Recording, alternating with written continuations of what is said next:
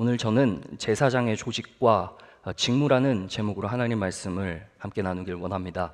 하나님께서 하나님의 나라, 다윗의 통일 그 왕국을 이제 하나씩 하나씩 꾸려나감에 있어서 이 다윗이 하나님의 뜻과 방식대로 예배와 그리고 성전 관리 그리고 그 모든 면에서 하나님의 방식대로 일하시기를 원하셨습니다.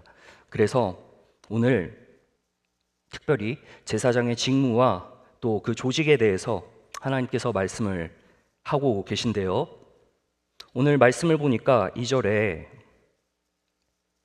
나답과 아비후가 그들의 아버지보다 먼저 죽었다라고 말씀을 하고 있습니다. 먼저 그 제사장의 조직과 직무를 이야기하심에 앞서서 이와 같은 죽음의 기사를 기록하신 이유가 분명히 있겠죠. 오늘날 살아가는 우리 교회의 성도들 그리고 이곳에서 함께 신앙생활을 하는 우리에게 어쩌면 하나님께서 만인 제사장으로서 이 교회의 조직과 또한 이 조직에서 맡기신 그 직무를 따라 수행하는 그 모든 사명에 있어서 하나님께서 우리에게 말씀하고자 하시는 바가 무엇인지를 오늘 이 말씀을 통해서 명확하게 드러내십니다. 나답과 아비후가 왜 죽었을까요? 다른 불을 드렸기 때문입니다. 분향단에 아침과 저녁으로 하나님 앞에 예배하는 하나의 방식이었던 이 분향 규례를 어겼습니다. 다른 불, 이상한 불을 드렸죠. 출애굽기 30장 9절에 나옵니다. 원래 드려야 할 향들의 규제가 있어요. 소합향, 나감향, 풍자향, 이 세 가지의 향들에 각각 향유를 같은 분량으로 넣어서 거기에 소금을 침으로 성결하게 해야 하고요. 향을 얼마 정도 곱게 찧어서 회막 안 증거계 앞에 드려야 합니다.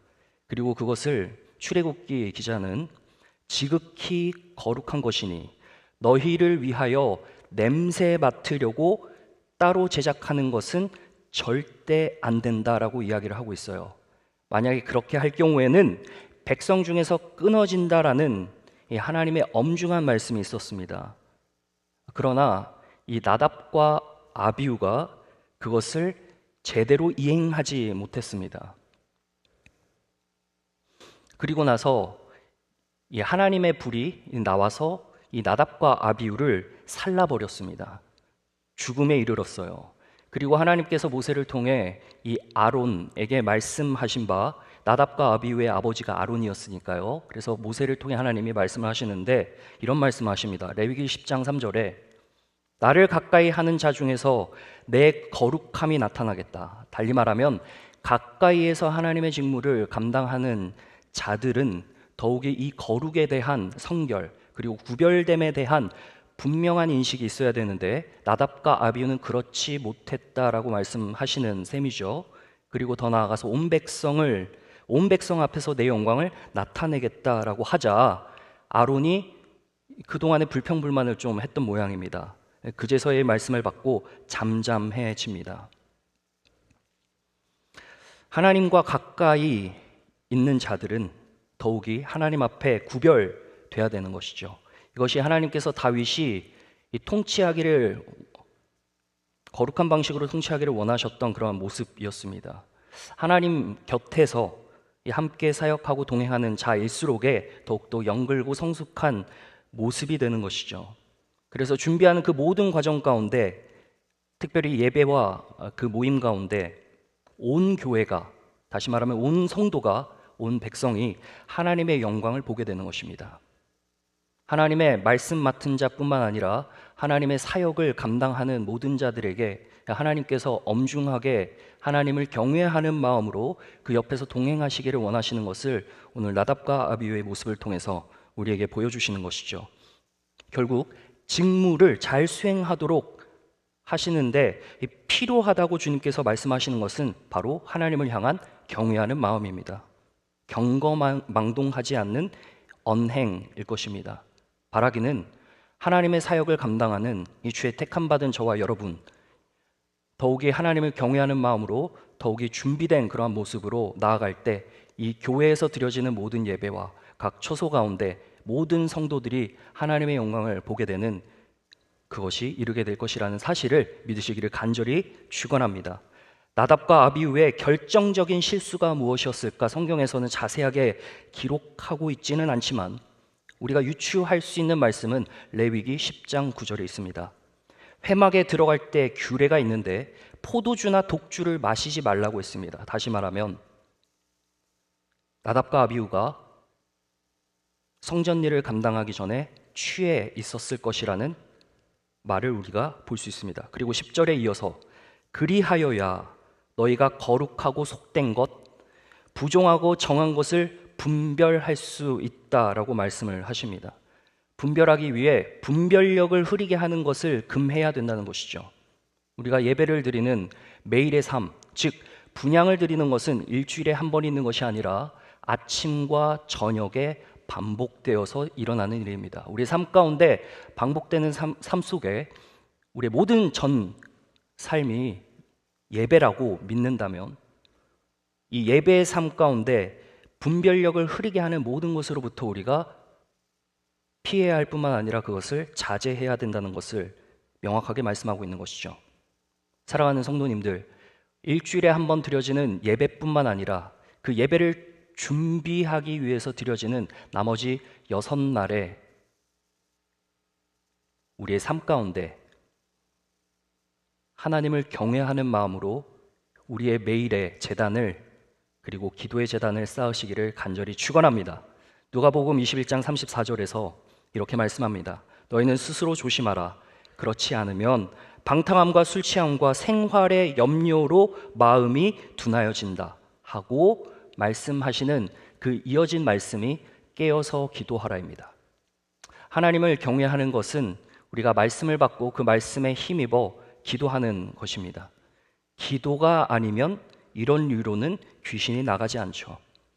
우리의 삶 가운데서 하나님께 깨어있는 분별력으로 주님을 경외하는 마음으로 나가기 위해서는 기도밖에 없는 것 같습니다. 저와 여러분 항상 깨어 기도하는 그러한 복된 삶 사시기를 주님의 이름으로 축원합니다. 주님께서는 이러한 나답과 아비후를 먼저 말씀을 하시고 정말 경건하게 순종하는 자들을 통해 하나님의 새 질서를 계속해서 이 아론의 나머지 두 아들이었던 엘르아살과 이다말을 통해서 지속하십니다.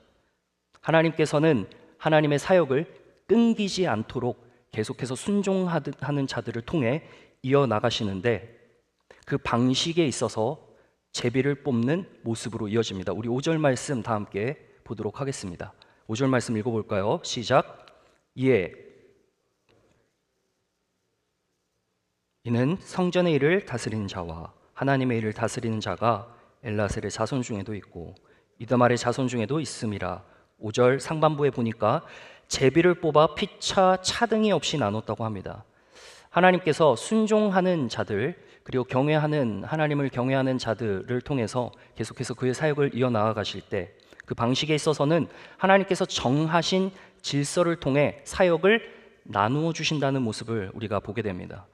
다윗은 이 하나님의 마음을 알아 하나님의 뜻을 펼칠 때 그가 어쩌면 어렸을 때 가족에서 편애받았던 그러한 트라우마를 안고 그것을 펼쳐서 그가 사역을 했던 것이 아니라 하나님께서 그 주신 마음을 가지고 차별과 편애 없이 그 사역을 균등하게 배분했다는 것이죠. 이를 통해서 불필요한 갈등을 막았습니다. 제비 뽑음으로 말미암아 이것이 이제 드러나게 되는데요. 6절 말씀에 보니까 굉장히 공개적이고 공평한 방식이었던 것 같아요. 레위 사람 느다넬의 아들 서기관이 거기에 있었습니다. 이제 왕이 앞에서 이 모든 것을 기록을 하죠. 어떻게 뽑혔는지에 대해서 기록을 하고 방백 그리고 제사장 사독 아비아달의 아들 아히멜렉 제사장과 레위 사람의 우두머리 앞에서 그러니까 이걸 공개적으로 시행을 한 것입니다. 뭐 부정이나 기득권이 통하지 않죠. 공개적으로 할 때는요. 뭐 청탁 이런 거 있을 수 없습니다. 그래서 이 하나님의 나라의 조직을 개편하면서 그 조직의 직무를 감당함에 있어서는 이러한 방식으로 수행됐던 것을 보여줍니다. 엘르아살은 16개의 가문이 있었고 이다말에게는 8개의 가문이 있었습니다. 나답과 아비후가 죽고 나머지 두 아들을 통해서 하나님의 사역이 이제 지속되는데 16명 그리고 8명을 통해서 이렇게 지속이 됩니다. 숫자가 많다고 한 곳에 편향되어서 진행된 것이 아니죠. 순번을 뽑을 때 1대1로 번갈아 가면서 했습니다. 이것이 하나님께서 정하신 질서였다는 것을 보여줍니다. 그 질서 안에서 모든 자들이 하나님의 사역에 동참할 수 있도록 하신 것입니다. 사랑하는 여러분, 하나님의 질서는 차별이 아닌 은총의 질서 위에 세워진다는 것을 기억하는 저와 여러분 되시기를 간절히 축원합니다.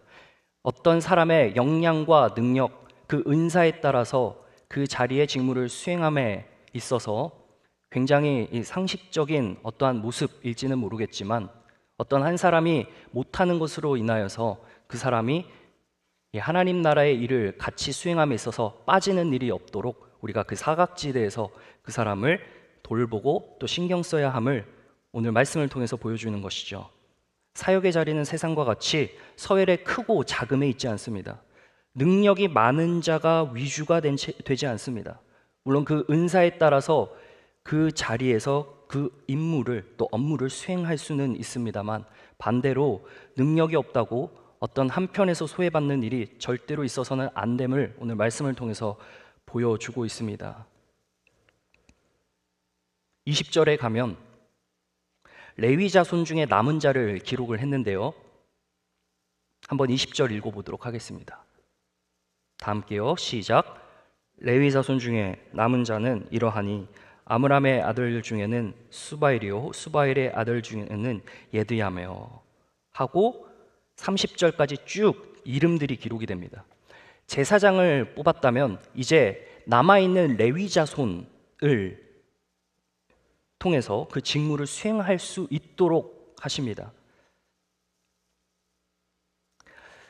내 아들, 아론의 내 아들뿐만 아닌 그핫, 무라리, 게르손 자손에 이르기까지 레위인들 16가문의 18명까지도 빠짐없이 기록하고 있습니다. 어쩌면 하나님 나라의 직무를 수행하도록 하기 위해 단지 행정이라는 것이 아니라 하나님께서는 그 남은 자들까지 전부 다 기억하셔서 호명하시고 섬김의 자리로 초대하신다는 사실을 우리가 이 말씀을 통해 보게 되는 것입니다. 사랑하는 여러분, 우리가 곳곳에서 주님께서 맡기신 사역이 있습니다. 그리고 그 사명의 자리로 나아가도록 우리에게 마음을 주십니다. 하나님께서는 그 누구 하나 빠짐없이 호명하십니다. 그리고 그 사람으로 하여금 하나님께서 영광 받으십니다.